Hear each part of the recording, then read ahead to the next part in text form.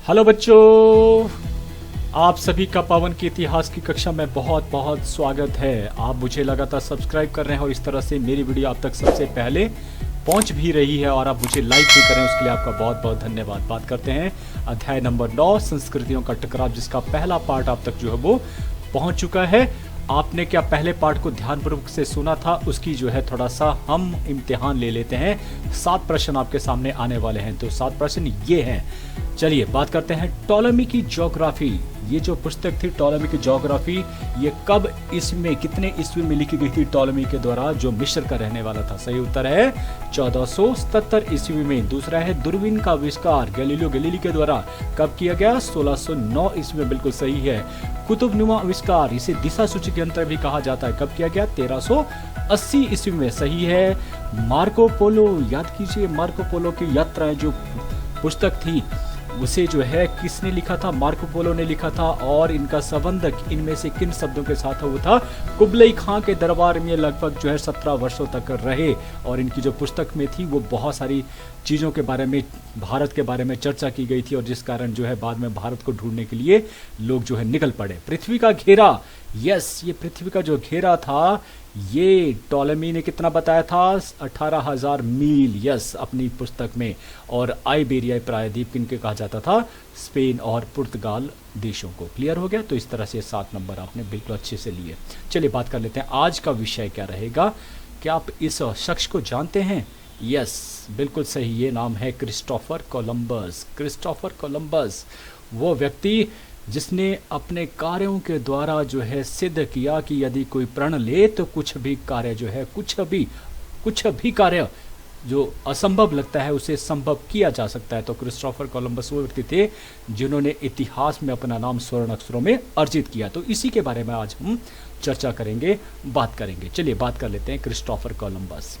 इनका पूरा नाम था क्रिस्टोफर कोलंबस। जन्म हुआ 1451 ईस्वी में, जिनेवा इटली। याद रखना, इटली का से जो जिनेवा है वो बंदरगाह भी है, शहर भी है, तो यहाँ इनका जन्म होता है। पिता का नाम था डोमेनिको कोलंबो, माता का नाम था सुसाना फोंटानारोसा, और पेशा था खोजकर्ता। इन्होंने अपना जो पेशा बनाया वो पिता से बिल्कुल डिफरेंट बनाया। पिता का व्यवसाय आगे पढ़ेंगे हम, तो खोजकर्ता के तौर पर। और मशहूर कब हुए ये? जब इन्होंने अमेरिकी महाद्वीपों की खोज की, बहामा द्वीप समूह की खोज की। तो उसकी बात हम आगे बड़े डिटेल में करने वाले हैं, क्योंकि इन्होंने अपने जीवन में 4 जो यात्राएं की, और इन यात्राओं में किन किन देशों की खोज की उसकी आगे हम चर्चा करेंगे। चलिए बात कर लेते हैं क्रिस्टोफर कोलंबस का जन्म और शुरुआती जीवन। कुछ तो हमने पढ़ लिया है, लेकिन कुछ और बच जाता है, उसकी चर्चा कर लेते हैं कि ये जो महान खोजकर्ता थे क्रिस्टोफर कोलंबस, दुनिया का सबसे ज़्यादा जो है वो समुद्री यात्रा करने वाला भी क्रिस्टोफर कोलंबस ही है। तो भाई ये इटली के जिनेवा, जिसकी बात हम कर चुके थे, वहाँ पर रहने वाले थे। और ये जुलाहे परिवार से कपड़ा बुनते थे और इस कपड़ों को बेचने के लिए दूर दराज के देशों में जाया करते थे समुद्र यात्राओं के द्वारा, अपनी किश्तियों जहाज़ों के द्वारा।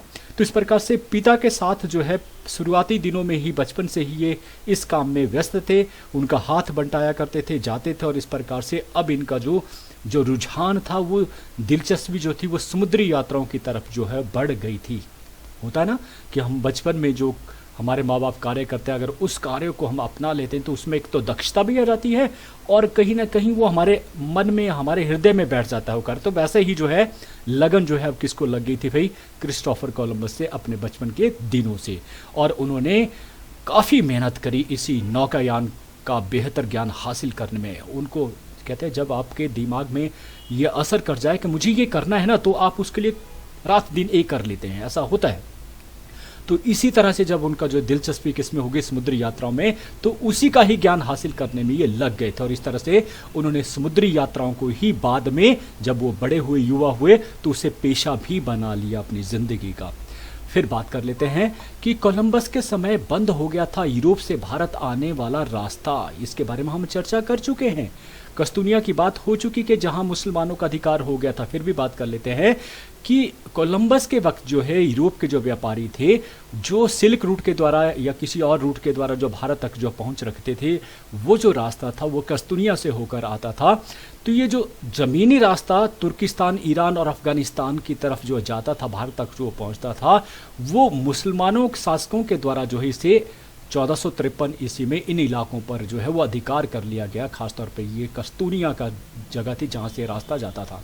तो इस पर इन्होंने जब अधिकार हो गया तो इस प्रकार से यूरोप से कोई भी जो है अपना व्यापार इन देशों के साथ, जो पूर्वी देश के साथ नहीं कर पाते थे। तो इसलिए जो है अब कोलंबस जैसे जो लोग थे उनकी दिलचस्पी किसमें बढ़ी कि समुद्री रास्ता जो खोजा जाए जहां से जो है भारत या अन्य एशियाई जो देश है वहां तक अपना जो व्यापार है उसे पुनः स्थापित करें, क्योंकि व्यापार ही एक ऐसा साधन है जहां पर अमीरी या रिचनेस जो जल्दी आती है। ऐसा होता है ना, देखना आपने एक दुकान पर थी कोई और आपने एक नौकरशाह और एक व्यापारी, नौकरशाह वहीं का वहीं रह जाता और एक व्यापारी कहाँ से कहाँ पहुँच जाता है। तो व्यापार जो है समृद्धि का जो है वो सूचक है। तो इसलिए जो यूरोपवासी वो पहले से ही इसलिए समृद्ध थे क्योंकि उन्होंने बड़े पहले से ही कई शताब्दियों पहले ही, लगभग हमारे में अगर डिफरेंस करें तो हम 200 शताब्दी पीछे हैं। हमने बड़ा कोशिश करी है लेकिन उस शताब्दी को बांटने के, लेकिन अभी तक नहीं कर पाए क्योंकि ये लोग आज भी उतने सक्षम हैं। और ये लोग उस समय से ही, हम बात करें 1453 में, हम आज में भी अपना व्यापार को अच्छा जो है जगह पर नहीं पहुंचा पाए हैं, लेकिन ये 1453 ईस्वी में ही व्यापार किया करते, सिल्क रूट जैसे इतने चाइना तक जो व्यापार की हुआ करता था। तो भाई ये रास्ता बंद हो गया और इसलिए जो है अब कोलंबस से लोगों के ऊपर जो है ये भार पड़ गया कि वो समुद्र के द्वारा भी रास्तों को खोजें जहां पर किसी का अधिकार ना हो। फिर व्यापार के लिए काफ़ी जरूरी हो गया, जैसे मैंने कहा था कि हर एक यूरोपीय देश जो है वो समृद्धि चाहता था, इसलिए जो है वो इस रास्ते की खोज करना चाहता था। तो जमीनी रास्ते बंद होने की वजह से अब कौन से रास्ते, जो समुद्र के रास्ते से जो जाते हों। तो इस प्रकार से यह कहता है जो यूरोपीय जो देश थे वो अर्थव्यवस्था जो थी उनकी वो और अधिक मजबूत करने के लिए वो इन देशों में, भारत विशेष तौर पर, भारत सबके जो है जहनों में था, क्योंकि भारत को पहले भी स्वर्ण, जो सोने की चिड़िया इसलिए कहा जाता रहा है क्योंकि यहाँ पर बहुत सारी ऐसी चीज़ें मिलती थी जिनकी कीमत यहाँ यूरोप में कई गुना मिलती थी। वो मुनाफे का सौदा था। तो इसलिए जो है इस भारत को ढूंढने के लिए जो है वो हमेशा से ही, पहले से ही जो है यूरोपीय देशों में जो भगदड़ थी या जो करने की जरूरत थी वो महसूस की जा रही थी। वहीं जब कोलंबस इसके बारे में सोच रहे थे तभी उनमें एक विचार आया कि अगर जमीनी रास्ते में भारत नहीं पहुंचा जा सकता तो समुद्री रास्ते से जो जाया जा सकता है। और कोलंबस ने जो है वो बचपन में किताबों में पढ़ा था कि पृथ्वी कैसी है, गोल है। अगर हम बात करते हैं मार्को पोलो की यात्राएं, उसे भी उसने जो है वो पढ़ा था, जहां पर कहा गया था कि पृथ्वी क्या है, गोल है। तो इस प्रकार वो समझता था, उसकी समझ बूझ ये बताती थी अगर हम बजाय पूर्व की तरफ चलने के बजाय अगर पश्चिम की तरफ से जाएं तो तब भी उस समुद्री रास्ते के द्वारा हम कहां पहुंच जाएंगे, कहां, भारत पहुंच जाएंगे, क्योंकि पृथ्वी कैसी है, गोल है। ये किसने कहा, ये कोलंबस के विचार थे जो उन्होंने समझा था, जाना था। तो इसलिए उसने बजाय पूर्वी की तरफ जाने, पूर्व के रास्ते से जाने की तरफ के बजाय उसने क्या सोचा, पश्चिम के रास्ते से जाना। और इसी पश्चिम की तरफ रास्ता जानने की वजह से उन्हें कई जो है कठिनाइयों का सामना करना पड़ा। जैसे कि अभी उन्होंने मान लिया कि मैं पश्चिम के रास्ते से जो जा पाऊंगा, भारत की खोज कर पाऊंगा। अब इसके बाद क्या हुआ कि उसने सहायता जो है मांगी, क्योंकि वो अकेला क्रिस्टोफर कोलंबस इतना सक्षम नहीं था।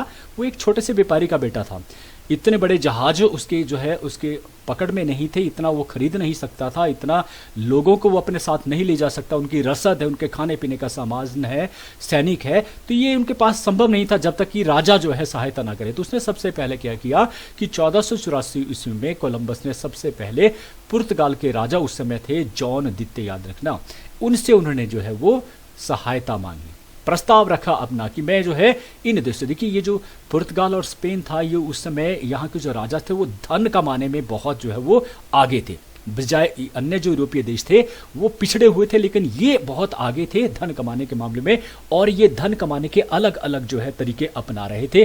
तो इन्होंने जो है कोलंबस ने बताया कि देखिए भारत भी एक ऐसी जगह जहाँ पर धन प्राप्त हो सकता है, तो अगर आप मेरी हेल्प करेंगे तो मैं आपको धन से माला माल करूँगा। इस तरह का उन्होंने कुछ कहा होगा वहाँ पर।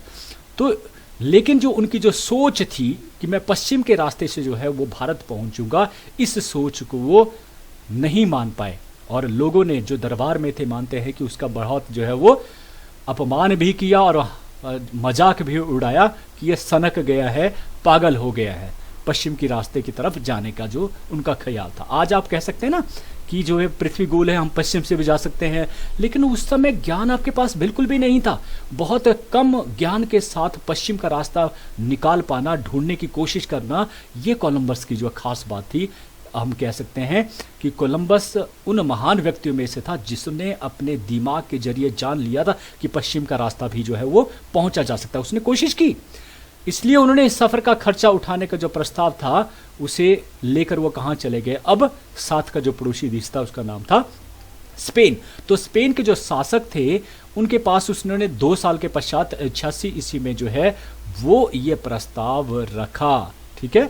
लेकिन उस समय जो है जो फर्डिनेंड शासक थे उन्होंने जो है इसे अस्वीकार कर लिया था, अस्वीकार, ठीक, पुर्तगाल की ही तरह, राजा जॉन द्वितीय की ही तरह, क्योंकि वो भी इसके लिए सहमत नहीं थी कि पश्चिम के रास्ता से होकर जाया जा सकता है। इसलिए वो कोई धन खर्च करना नहीं चाहते, बड़ा धन खर्च करना पड़ता है। तो लेकिन क्या हुआ, जैसे जैसे समय व्यतीत करता होता गया तो वैसे वैसे जो ज्ञान था वो बढ़ता चला गया। तो अब जो शासक जो फर्डिनेंड था उसे ये महसूस होने लगा था कि कहीं ना कहीं कोलंबस सही है, और इसलिए उसने कोलंबस की जो है वो सहायता करने की सोची। और इसलिए 1492 ईस्वी में उसने स्पेन का जो शासक था फर्डिनेंड, उसने उसे समुद्री यात्रा पर जाने का जो पूरा खर्च था उसे वहन किया, ठीक है। तो दरअसल एक और भी बात थी जिस कारण जो है इस चीज के ऊपर काफी लंबे समय के बाद ही जो है अंतराल के बाद ही इसे स्वीकार किया गया। वजह क्या थी कि लोग उस समय यह मानते थे, जो ज्ञान था वो कहता था कि धरती जो है वो चपटी है ना। अभी भी बहुत सारे लोग जो है दूर दराज में जो लोग जो है उनको ये कहें कि गोल है, वो कहते हैं भाई जब नीचे वाला हिस्सा जो है लोग तो नीचे गिर जाएंगे, उनको क्या मालूम कि जो इसमें एक ग्रेविटेशन पावर है, तो भाई वो कहते हैं चपटी है। तो उस समय कहते थे चपटी है, और एक समय के बाद जो समुद्र है वो नीचे के जो है जमीन से नीचे आदमी जो है गिर जाएगा अगर हम आगे बढ़ते गए। तो इस तरह का जो ज्ञान था वो आदमी को समुद्र की यात्रा करने से रोकता था, ठीक है। लेकिन जो क्रिस्टोफर में जैसे तैसे जो है पैसे के लालच के बल पर उसने जो 90 नाविकों को जो है तैयार कर लिया, है ना, 90 नाविकों को तैयार किया समुद्री यात्रा पर जाने के लिए। और शासक ने भी इसके लिए जो है फर्डिनेंड ने भी काफी सहायता की। और इस तरह से 3 अगस्त 1992 ईस्वी को वो स्पेन की जो बंदरगाह थी पालोस, याद रखना स्पेन की बंदरगाह थी पालोस, वहां से वो चलते हैं अपनी समुद्री यात्रा पर। किसके लिए? भारत की खोज करने के लिए, याद रखना, भारत की खोज करने के लिए, या पूर्व की तरफ जो रास्ता था उसको खोज करने के लिए। उनके इस समुद्री यात्रा में उन्हें 3 जहाज दिए गए थे शासक के द्वारा, फर्डिनेंड के द्वारा। एक नाम था पिंटा, एक था सांता मारिया और एक था नीना। याद रखना, पिंटा, सांता मारिया और नीना। ये जो 3 जहाज थे, इनमें जो सांता मारिया थी इसकी जो है वो खुद जो है कैप्टनशिप जो है वो कोलंबस कर रहे थे। इसमें वो सवार थे, लगभग जो है 90 में से 40 जो आदमी थे इसी जहाज में जो सवार थे, याद रखना है ना। तो वहीं उनके सफर शुरू होने से कई दिनों के बाद जो है जमीन का कोई नामो निशान, कई दिन व्यतीत हो गए, महीने हो गए, 1 महीना हो गया, 1 महीना नहीं भाई 2 महीने हो गए, लेकिन कहीं भी जमीन नहीं मिली। भयंकर तूफान से सामना करते हुए आगे जो है वो बढ़ रहे थे, और उनको जो धैर्य था वो टूट रहा था। किनका? नाविकों का, कोलंबस का नहीं, जो उसके साथ 90 जो लोग गए थे उनका धैर्य टूट रहा था। और कई बार उन्होंने उसे मारने की धमकी दे डाली कि वापस चलो, यहाँ खत्म हो जाएगा, हम मर जाएंगे, खत्म हो जाएंगे। लेकिन कोलंबस अपने मार्ग से नहीं भटका, उसका दृढ़ निश्चय था कि उसे आगे बढ़ना ही है। और उसका जो यही यकीन था, उसे जो है वो नई दुनिया की तलाश में जो यकीन था वो उसे अमेरिका की खोज की तरफ लेता गया। तो आगे क्या हुआ फिर? उसके पश्चात 2 महीने व्यतीत हो गए, और 2 महीने के पश्चात अंततः 9 अक्टूबर 1492 ईस्वी को क्रिस्टोफर कोलंबस जो है आकाश में देखते हैं और उन्हें एक सुंदर पक्षी दिखाई पड़ता है। और कोलंबस को उसका जो दिमाग था वो समझ गया था कि कहीं ना कहीं ये जो पक्षी का दिखना है कहीं ना कहीं जमीन नजदीक है, और माना जाता है उसने उस दिशा में ही अपने जहाज को जो है मोड़ दिया। और मोड़ने के पश्चात 3 दिन बाद ही, याद रखना उसी दिन नहीं मिला, लगभग 3 दिनों के पश्चात जो है उन्हें सुबह के समय, रात के सुबह के समय 2-2:30 बजे के करीब जो है उन्हें जमीन जो है मिलती है, और वो खुशी से चिल्ला उठे कि धरती है ना। और 14 ये जो समय था, ये जो डेट थी वो थी 12 अक्टूबर 1492 ईस्वी को। तो ये जमीन उन्हें मिली। अभी ये जमीन कौन सी थी इसके बारे में भी बात कर लेते हैं।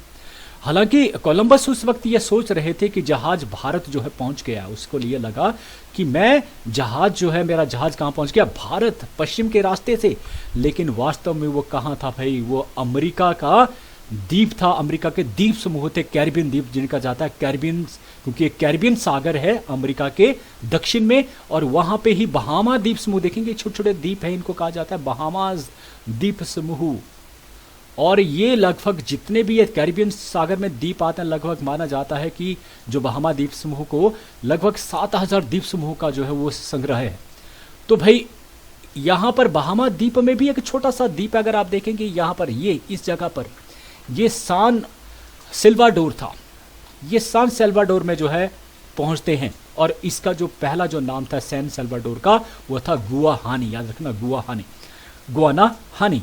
ये वहाँ के जो स्थायी लोग थे वो इसे ये नाम कहकर पुकारते थे, लेकिन जो कोलंबस था उसने इसका नाम रखा सैन सेल्वाडोर। तो पहली जगह जहाँ पर वो पहुंचे, क्लियर हो गया। बहामा द्वीप समूह, याद रखना बहामा द्वीप समूह में यहाँ पहुंचे हो। जैसे ही ये पहुंचते हैं वहाँ पर जो लोग थे, वहाँ के वासिंदे थे, वो उनका बहुत स्वागत करते हैं, बड़े गर्मजोशी से स्वागत करते हैं, और माना जाता है कि वो बहुत ही अच्छे लोग थे।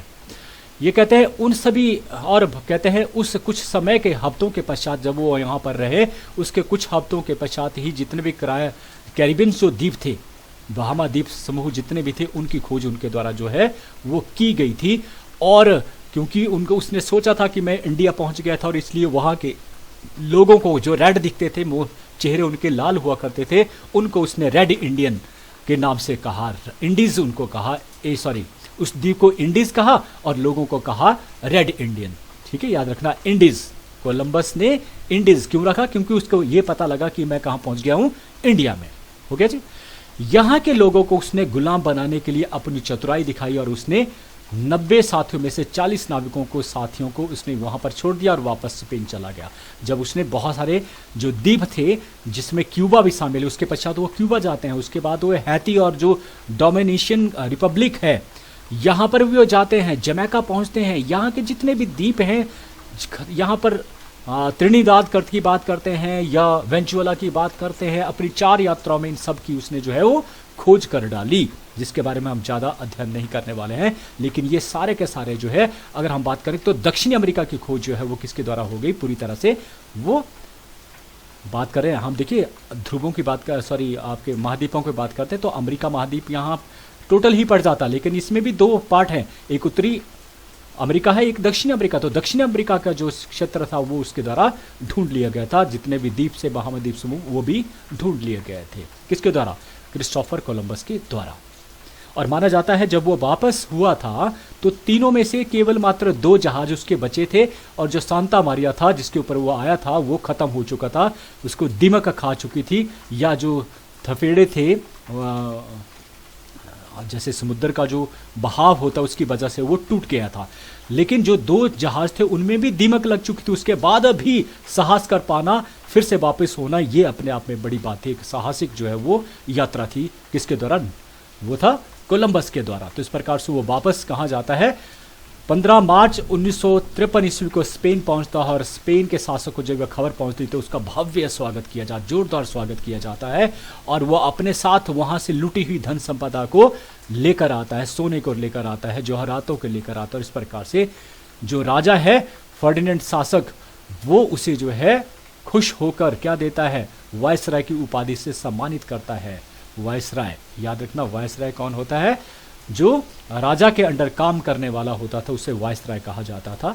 तो इस प्रकार से वायसराय का उपाधि उस जगह का मालिक जो है बना दी गया जिसकी उसने खोज करी थी। माना जाता है कि कोलंबस ने उसके पश्चात 3 और यात्राएं, 4 यात्राएं टोटल की। एक है 1493, फिर 98 से 1500 और 1502 से लेकर 4 ईस्वी तक उसने 3 और यात्राएं की। और माना जाता है कि जो तीसरी यात्रा में ही उसे पकड़ कर ला दिया गया था राजा के फर्डिनेंड के सामने जंजीरों में, लेकिन उसने क्षमा मांग दी थी। किस लिए भाई? आप ये बोलेंगे सर किस लिए? क्योंकि उसने वहां जाकर भ्रष्टाचार करना शुरू कर दिया था, अधिक से अधिक लोगों से अधिक धन उगाना जो है उसका कार्य हो गया था, और कोई धन नहीं देता था उसे कोड़े मारे जाते थे, उसके सजाएं दी जाती, यातनाएं दी जाती थी। और ये खबर जब वह राजा के पास पहुंची तो उसने उसे जो है हाजिर होने के लिए बेड़ियों में जो है उसके दरबार में खड़ा किया। लेकिन तीसरी यात्रा जब वो वापस जाता है, उसे पकड़ लिया जाता है, लेकिन वो क्षमा मांगता है और इस प्रकार से फिर से उसे माफ़ी दी जाती है और फिर से तीसरी यात्रा पर जाता है।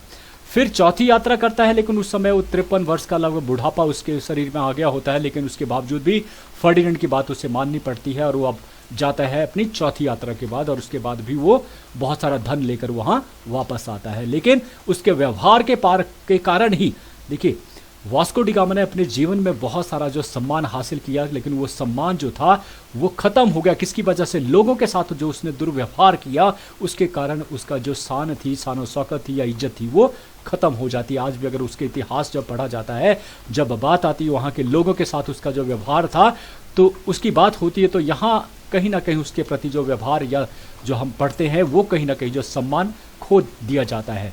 तो वायसराय की उपाधि उसे सम्मानित किया गया। कब? 7 नवंबर 1504 ईस्वी को, याद रखना। जंजीरों में जकड़ कर लाया गया था और उसे रानी इजाबेला ने, फर्डिनेंड ने रानी इजाबेल की बात मानते हुए उसे जो है वो उसे क्षमा कर दिया था। लेकिन एक बात हुई थी कि वायसराय की उपाधि उसे छीन ली गई थी, याद रखना, छीन ली गई थी। ये चौथी यात्रा के पश्चात की बात है। एक बार तीसरी यात्रा के बाद उसे जो है माफ़ कर दिया गया था, लेकिन वो फिर से नहीं सुधरा और चौथी यात्रा के बाद फिर से उसे जो है फिर सजा देने के लिए जो है दरबार में बुलाया गया। हालांकि इजाबेलन में फिर से उसका पक्ष लिया, क्षमा कर दिया गया, लेकिन वायसराय की उपाधि से उसे छीन लिया गया। फिर बात करते हैं उनकी मृत्यु कैसे हुई।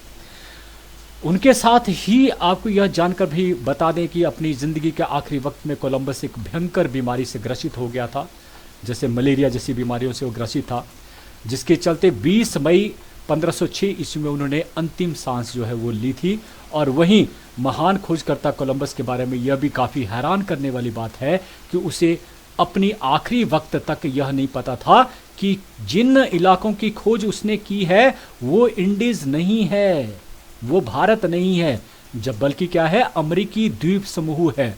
ये उन्हें मरते हुए भी पता नहीं था। तो यकीनन भारत की खोज नहीं कर सके, लेकिन अपने संकल्प पथ पर आगे बढ़ते हुए उन्होंने कई अमेरिकी द्वीपों की खोज की और यूरोप के लिए व्यापार के नए रास्ते खोजे। 15वीं शताब्दी में जहां यूरोप के लोगों को कोई पता नहीं था बाहरी दुनिया का, उस बाहरी दुनिया से उसने जो है उनको इंट्रोड्यूस करवाया, बताया और भी देश हैं, और इस प्रकार से व्यापारिक रास्तों को खोजा गया और व्यापार से संबंध स्थापित, अधिक मुनाफा कमाया गया। तो यूरोपीय जो देश हैं वह आज अगर कहीं हमारे से कई गुना आगे हैं किसी भी मामले में, समृद्धि में, तो उसके पीछे कारण क्या था?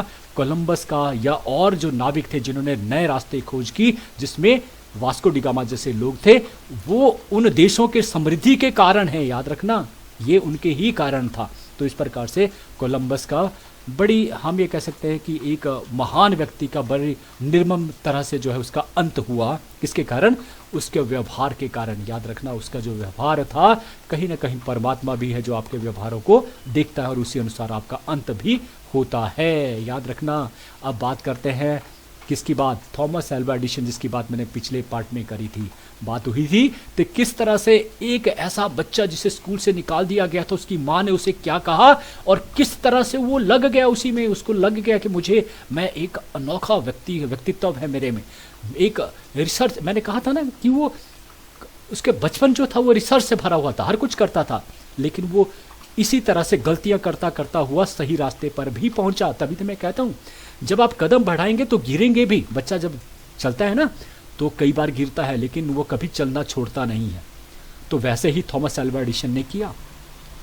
वो अपने जितना भी पैसा कमाता था, चाहे वो अखबारें बेचकर कमाता था, उसने अपनी एक छोटी सी जो है लैब बना रखी थी घर में। और जब घर से उसको निकाला गया तो माँ में और उसमें थोड़ा सा डिफरेंसेस हो गए, तो उसने जो है एक रेलवे का डिब्बा था वहाँ पर अपनी लैब जो स्थापित कर दी। और माना जाता है, देखिए ये कहानी है कि जब उस लैब में एक दिन आग लग गई, किस वजह के कारण? क्योंकि जो सोल्यूशन वो लेकर आया था उनमें कोई जो है मिक्सचर गलत हो गया और इस वजह से वहाँ पर आग लगी। और जो है ये बात जो है अफसर तक पहुँची और इस प्रकार से उस अफसर के द्वारा उसे सजा दी जाती है। कैसे? उसके मारा जाता है और मारते हुए उसका कान जो है वो कान के पर्दे फट जाते हैं। याद रखना, उसके कान के पर्दे फट गए थे जब उसको मारा।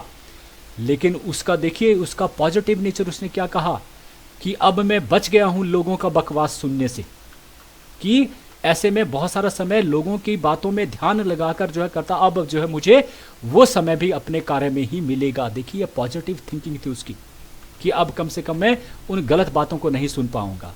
तो ये था पॉजिटिव नेचर। फिर बात करते हैं 10,000 प्रयास किए भाई एक आविष्कार में। कौन सा आविष्कार था वो? यस, बिल्कुल सही, वो था बल्ब का आविष्कार। हम एक प्रयास से ही थक जाते हैं। देखिए थॉमस अल्वा एडिसन ने एक नहीं 10,000 प्रयास किए थे और उन 10,000 प्रयास करने के पश्चात ही 21 अक्टूबर 1879 ईस्वी में उसने एक ऐसा आविष्कार कर डाला कि लोग कई दूर दूर से उस आविष्कार को देखने के लिए आते थे। बल्ब, इलेक्ट्रिक बल्ब जला, अंधेरे को प्रकाश में बदल देना, ये बड़ा आविष्कार था। किसके द्वारा? थॉमस अल्वा एडिसन के द्वारा। तो भाई ये जो 1,000 प्रयास किए गए थे, किसी ने उससे पूछा कि भाई ये बताएं कि जो 1,000 बार जो आपने जो प्रयास किए वो क्या है, इतनी गलतियां कोई आदमी कर सकता है हम ऐसे? उसने कहा भाई ये जो 10,000 है ना, ये भी वो रास्ते हैं जो मैंने पहले ही बता दिए कि लोग भाई इस रास्ते पर ना चलें, इन रास्तों पर जाओगे तो असफलता हासिल होगी। नेचर देखिए उसका सोचने का कि मैंने लोगों को ये जो 10,000 बार जो प्रयास किए ना वो असफल नहीं हुए, वो लोगों को बताने के लिए काफ़ी हैं कि भाई इन रास्तों को मत चुनना, जो अंतिम रास्ता उसको चुनना। क्या बात है।